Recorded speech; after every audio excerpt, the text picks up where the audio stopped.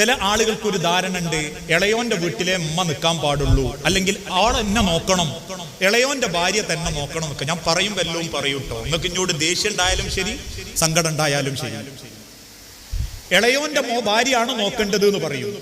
അങ്ങനെ ഒരു നാട്ടുനടപ്പ് ഞാൻ കണ്ടിട്ടില്ല, ഇസ്ലാമിക ചരിത്രത്തിൽ ഞാൻ കേട്ടിട്ടുമില്ല.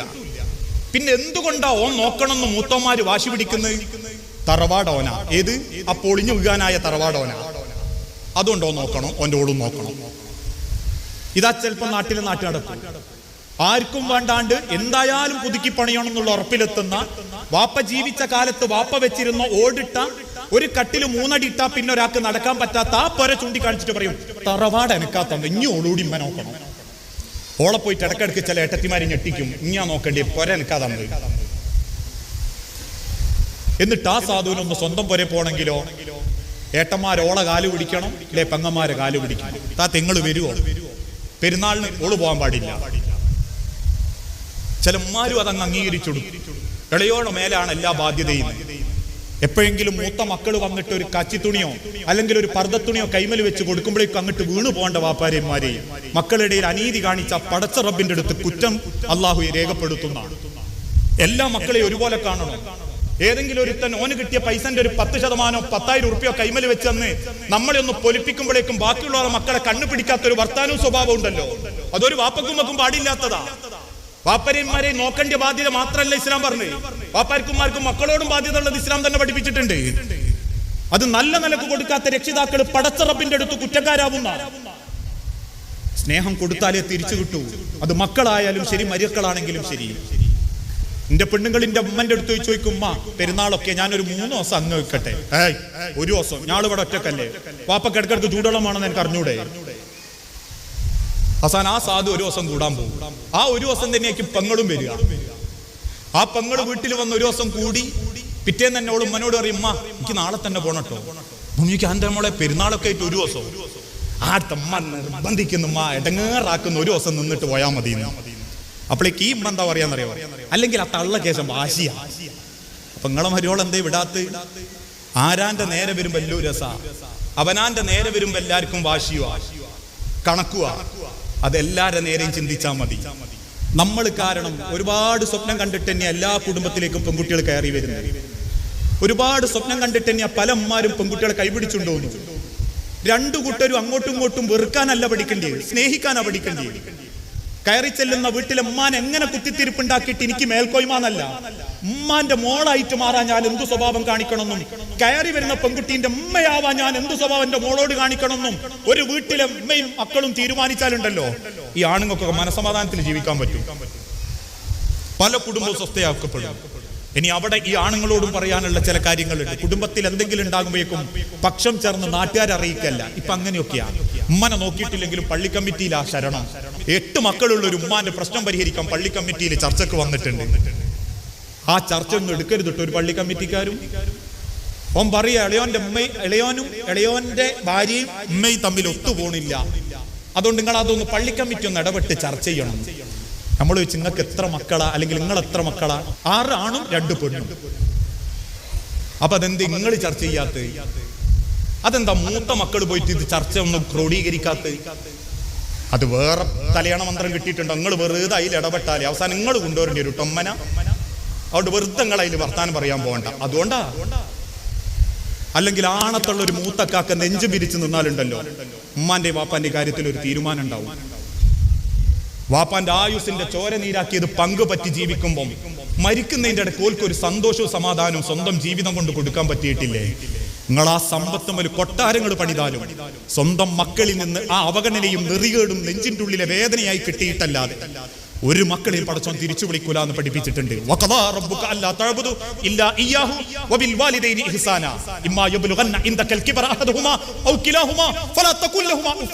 എന്ന് റബ്ബ് വെറുതെ പറഞ്ഞൊന്നുമല്ല.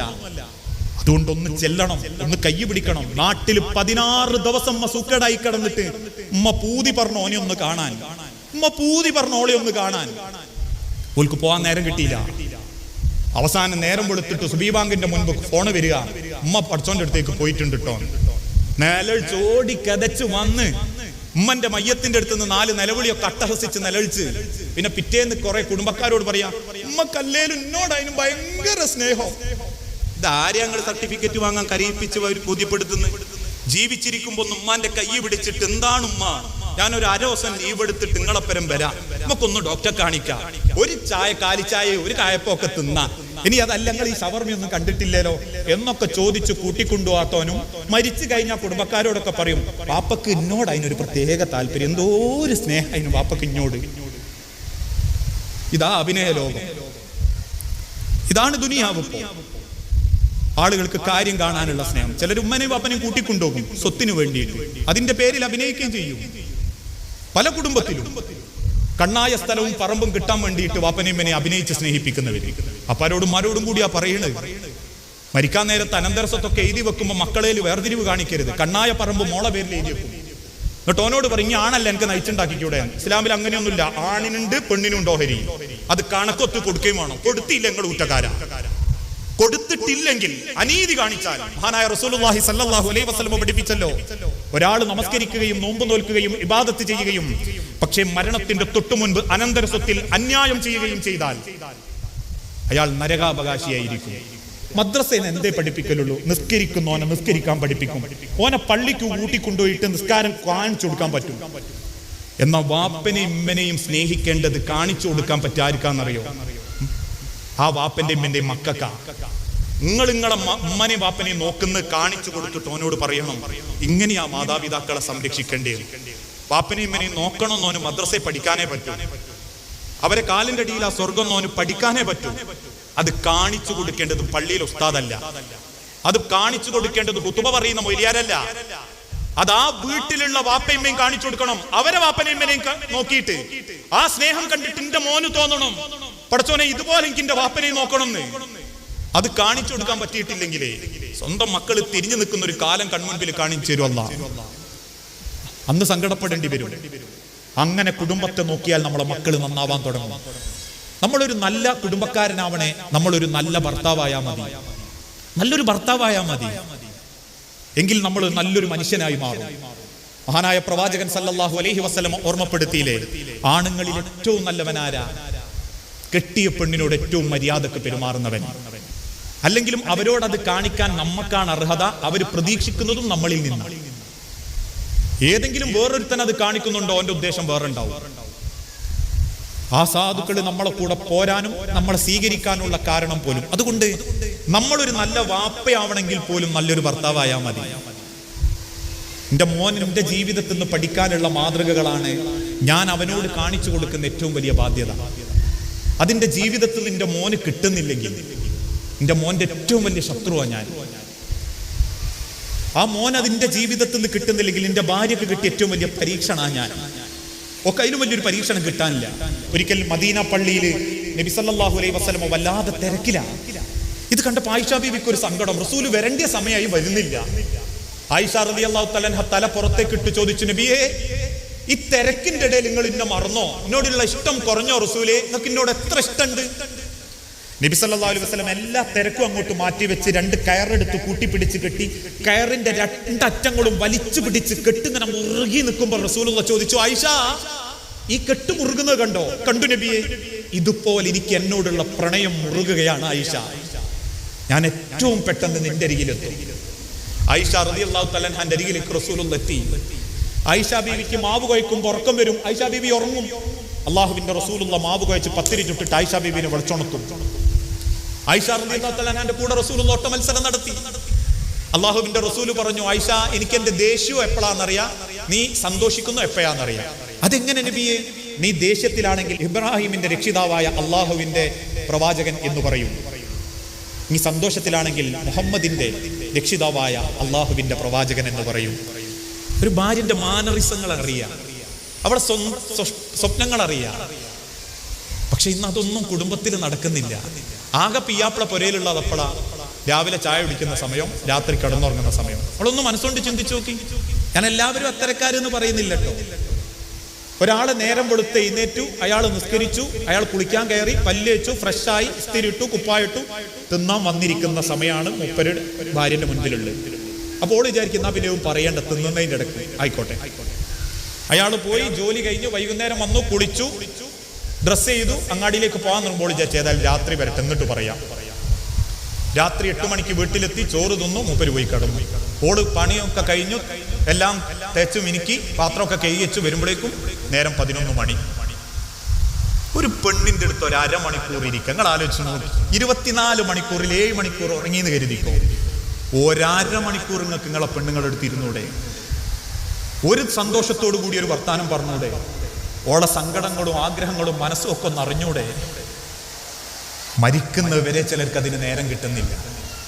ഒരുപാട് സ്വപ്നങ്ങൾ കണ്ട ജീവിതത്തിന് ഒന്നും നടക്കാതായി പോയതിന്റെ പേരിൽ നെഞ്ചു പൊട്ടുന്ന ഒരു കുടുംബം, ഒരു മനസ്സ് നമ്മളെ ചാരത്ത് കിടന്നുറങ്ങുന്നുണ്ടെങ്കിൽ നമ്മൾ എത്ര കൂർക്കം വലിച്ചുറങ്ങിയാലും പടച്ചോന്റെ അടുത്ത് നമ്മൾ ഏറ്റവും അപമാനമാണ്. ഒരുപാട് സ്വപ്നം കണ്ടിട്ടും അതൊന്നും കിട്ടാതെ, ഒരു അംശം പോലും കിട്ടാതെ നെഞ്ചു പൊട്ടി ഉറങ്ങുന്ന ഒരു പെണ്ണ്, അവള് നമ്മളെ തൊട്ടടുത്ത് കിടക്കുമ്പോൾ നമ്മൾ എത്ര വയറ് നിറച്ച് റാഹത്ത് കിടന്നാലും അള്ളാന്റെ കണ്ണിൽ നമ്മൾ വലിയ മോശ. അതുകൊണ്ട് കെട്ടിയ പെണ്ണിന്റെ മനസ്സറിയണം, ചേർത്ത് നിർത്തണം. അവളുടെ മനസ്സറിഞ്ഞുകൊണ്ട് ഒരു പെണ്ണിനെ കല്യാണം കഴിക്കുന്നത് സംരക്ഷിക്കാനാണ്. നബി കല്യാണം കഴിച്ചത് കെട്ടിക്കൊണ്ടുവന്നത് സംരക്ഷിക്കാനാണ്. അവർക്ക് മഹർ കൊടുത്ത് കൂട്ടിക്കൊണ്ടുവന്ന് മദീന പള്ളിന്റെ ചുറ്റും ചെറിയ കുടിലുകൾ ഉണ്ടാക്കി പൊന്നോല നോക്കി.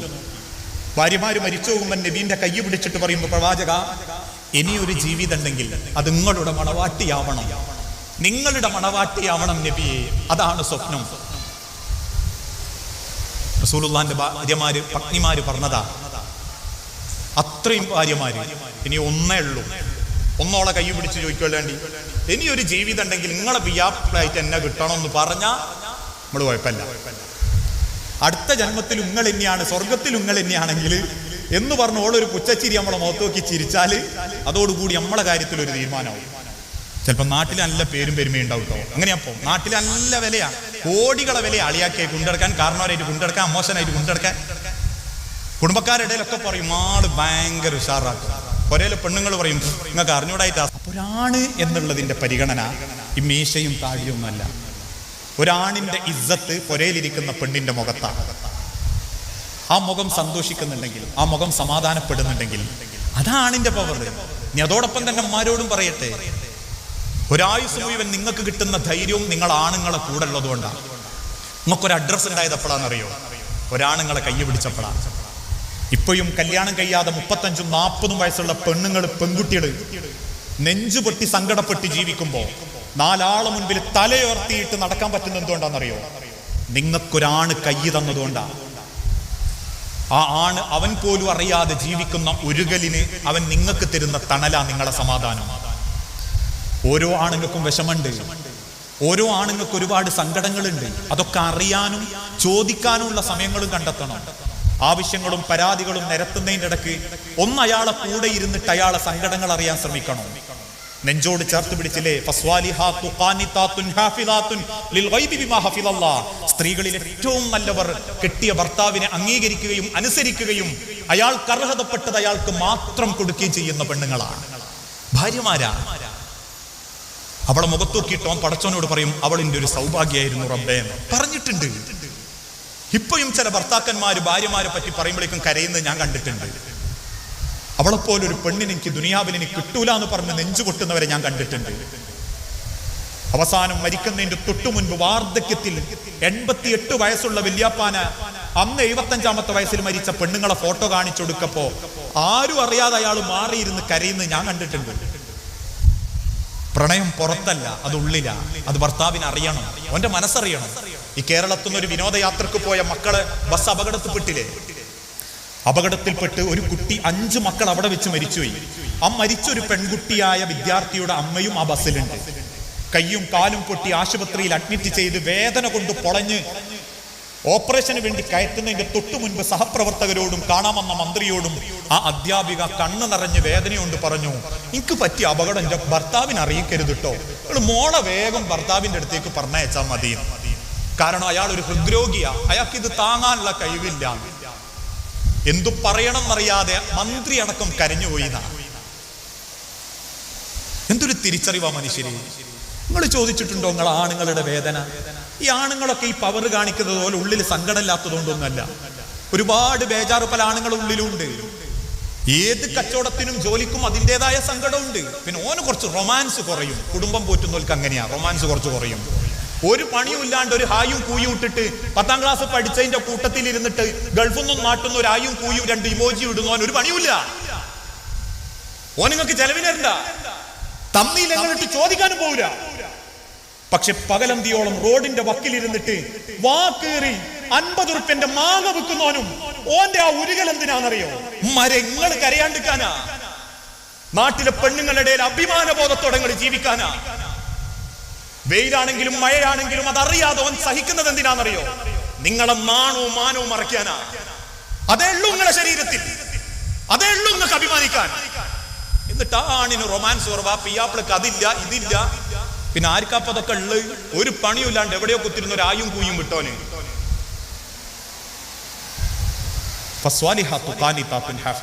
കാലം വളരെ മോശമായിക്കൊണ്ടിരിക്കുക.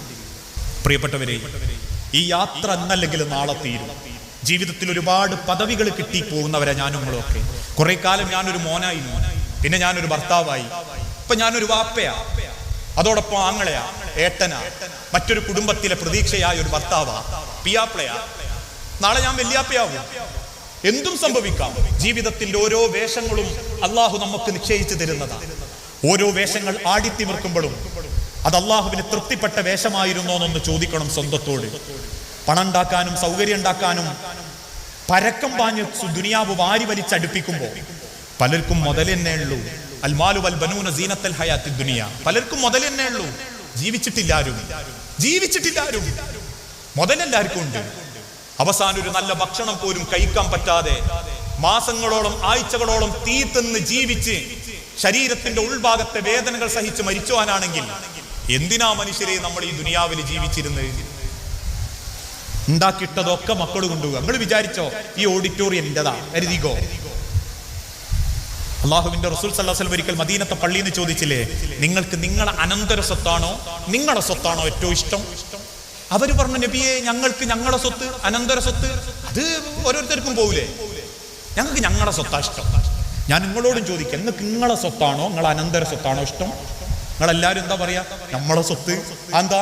അവിടെ ഉണ്ട് ഒരു 10 ഏക്കറ അല്ലെങ്കിൽ 10 സെന്റ്, ആ റോഡ് സൈഡിലുണ്ട് ഒരു 8.5 സെന്റ്, അവിടെ ഉള്ള 3 മുറി പീടിയ, പിന്നെ അതാ കുറച്ച് അങ്ങോട്ട് പോയിട്ട് ഒരു റബ്ബർ തോട്ടം, ഇവിടെ ഉണ്ട് ഓളെ കൈത്തലും കാൽമലും ഉണ്ട് ഒരു 10-25 പവനും.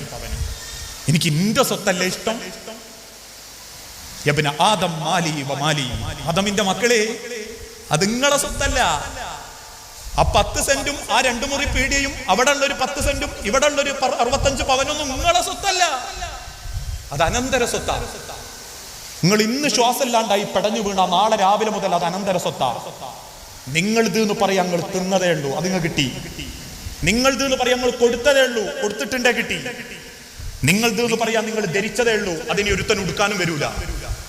അല്ലാതെ മാലി മാലി നിന്റേത് എന്ന് പറഞ്ഞിട്ട് ചൂണ്ടിക്കാണിക്കുന്നതൊന്നും നിങ്ങളതല്ല. ചൂണ്ടിക്കാണിച്ചോ നിങ്ങളതാണ്. 3 മക്കളുണ്ടെങ്കിൽ മരിച്ചതിന്റെ 3ാമത്തെ മാസം ഇത് 3ആക്കായിട്ട് വീതിക്കും. ഇത് അനന്തര സ്വത്താ. ശ്വാസം നിലങ്ങുന്നത് വരെ മാത്രം നിങ്ങളുടെ ഇതെന്ന് അവകാശപ്പെടാനുള്ള അവസരമേ ഉള്ളൂ. അവസാനം നമ്മളൊക്കെ പടച്ചോന്റെ അടുത്ത് നിൽക്കുന്ന ഒരു രംഗണ്ട്. അന്ന് വാപ്പയും മക്കളും ഒക്കെ ഒന്നും കൂടി കാണും. മക്കള് മരിച്ചോയ വാപ്പാരെ, വാപ്പാര് മരിച്ചോയ മക്കളെ, ഭർത്താവ് മരിച്ചോയ ഭാര്യമാരെ, അങ്ങനത്തൊക്കെ നിങ്ങളെ പിയാപ്പിളനെയും മക്കളെയൊക്കെ ഒരിക്കൽ കൂടി കാണാം. എവിടെ? റബ്ബിന്റെ മഹിഷറാ ലോകത്ത്. കൂട്ടം കൂട്ടമായി റബ്ബിന്റെ നരകത്തിലേക്ക് നിക്ഷയിക്കപ്പെട്ടവരാണെങ്കിൽ അള്ളാഹുവിന്റെ കോടതിയിൽ നമ്മൾ അങ്ങനെ നിൽക്കും. ആ നിൽക്കുന്ന സമയത്ത് അള്ളാഹു വിശുദ്ധ ഖുർആനിലൂടെ പഠിപ്പിച്ചൊരു വാക്കുണ്ട്. മാതാപിതാക്കളും മക്കളും കുടുംബങ്ങളും ചോരയും ഒരുമിച്ച് റബ്ബിന്റെ മഹിഷറാ ലോകത്ത് സൂര്യൻ ഒരു ചാണത്തായി നിൽക്കുമ്പം അവൻ റബ്ബിന്റെ അരികിലേക്ക് ചെന്ന് ചോദിക്കും, യുബസ്സറൂനഹും യവദ്ദുൽ മുജ്രിമു ലൗ യഫ്തദി മിൻ അദാബി യൗമിദിൻ ബിബനി വസാഹിബതിഹി വഅഖി വഫസീലതി ഇല്ലതി തുർവി വമൻ ഫിൽ അർളി ജമീആ യുബസ്സറൂനഹും യവദ്ദുൽ മുജ്രിമു. അക്രമികളെ, നിങ്ങൾ പരസ്പരം കാണുന്ന റബ്ബിന്റെ മഹിഷറാ ലോകം. അന്ന് അല്ലാഹുവിന്റെ അരികിലേക്ക് ചെന്ന് ചില ആളുകൾ റബ്ബിനോട് ചോദിക്കും, സങ്കടത്തോടെ പറയും, ബിബനി യവദ്ദുൽ മുജ്രിമു ലൗ യഫ്തദി മിൻ അദാബി യൗമിദിൻ.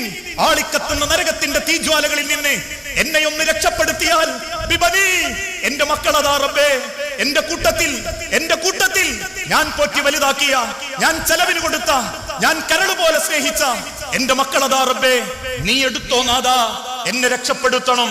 അത് റബ്ബിന് വേണ്ടെന്ന് പറയുമ്പം രണ്ടാമതായി ചൂണ്ടിപ്പറയുമ്പോ സ്വഹിബത്തിഹി, കൂടെ കൂടിയ പെണ്ണാണ് റബ്ബേ, അവള് കാരണം പലതും ഞാൻ വേണ്ടെന്ന് വെച്ചിട്ടുണ്ട്, അവള് കാരണം എന്റെ ദീന് പോലും നഷ്ടപ്പെട്ടു പോയിട്ടുണ്ട്. അവള് പറയും നാദാ, അവൻ കാരണം എന്റെ ദീന് നഷ്ടപ്പെട്ടിട്ടുണ്ട്, അതുകൊണ്ട് റബ്ബേ അവനെ നീ എടുത്തോ, നീ ഒന്ന് രക്ഷപ്പെടുത്തിത്താ. അതും അള്ളാഹ്ക്ക് വേണ്ട. അപ്പൊ പറയുമ്പോ അഹീ, എന്റെ കാരണവന്മാരാ റബ്ബേ, എന്റെ കാരണവന്മാര്, തണ്ടും തടിയുള്ള എന്റെ കാരണവന്മാര്, എന്റെ ചോരയാ റബ്ബേ, അവരെങ്ങെടുത്തോ, എന്നിട്ട് ഇങ്ങൊന്ന് രക്ഷപ്പെടുത്തി. അതും അള്ളാഹ്ക്ക് വേണ്ട. അവസാന ഒരു ചോദ്യമുണ്ട്, വമൻ ഫിൽ അർളി ജമീആ, ഭൂമിയിൽ എന്ത് തന്നാലാ റബ്ബേ ഇന്നൊന്ന് കഴിച്ചിലാക്കുക. അള്ളാഹ് പരിഹാസത്തോടെ പറയും, പടച്ചോന്റെ ഭൂമിയെ പടച്ചോന് വിലടുന്നോ? അള്ളാന്റെ ഭൂമിക്ക് ഇനി അള്ളാഹ്ക്ക് വിലടുന്നോ? അള്ളാന്റെതല്ലേ ഭൂമി. അവസാനം പടച്ചോന്റെ അടുത്തേക്ക് തന്നെയല്ലേ ഇതൊക്കെ മടങ്ങുന്നു. നിന്റേത് എന്ന് പറയാൻ ദുനിയാവിൽ എന്താണ്? ഒരു പറമ്പ് ഉണ്ടാക്കിയില്ല, ഒരു മണ്ണിന്റെ തരി ഞാൻ ഉണ്ടാക്കിയില്ല, ഇതൊക്കെ പടച്ചോണ്ടാക്കിയിട്ട് തന്നെയാണ്. ആ മണ്ണ് കാണിച്ചിട്ട് ഇന്നോട് വിലപേശുന്നു. കല്ലാ ഇന്നഹാ ലളാ നസാഅതൻ ലിശവാ തദൂമൻ അദ്ബറ വതവല്ലാ. ആളിക്കത്തുന്ന അഗ്നിയെ ചൂണ്ടിയിട്ട് റബ്ബ് പറയും, ഇന്നഹാ ലളാ, എനക്കുള്ളതാ, ഇനി മിണ്ടരുത്, എന്റെ സമയം കഴിഞ്ഞതാ. തലയിലെ തൊലികളെപ്പോലും കരിച്ചു കളയുന്ന, അസ്ഥിയെപ്പോലും കത്തിച്ചു കളയുന്ന അഗ്നി. അന്നോൻ സങ്കടപ്പെട്ടൊരു ഭാഗത്ത് ഇങ്ങനെ ഇരിക്കുമ്പോ അള്ളാഹുവിന്റെ പരിചയപ്പെടുത്തൽ,